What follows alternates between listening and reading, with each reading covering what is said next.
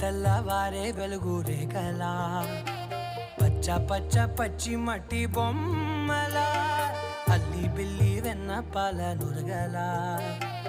అచ్చ తెలుగు ఇంటి పూల కొమ్మలా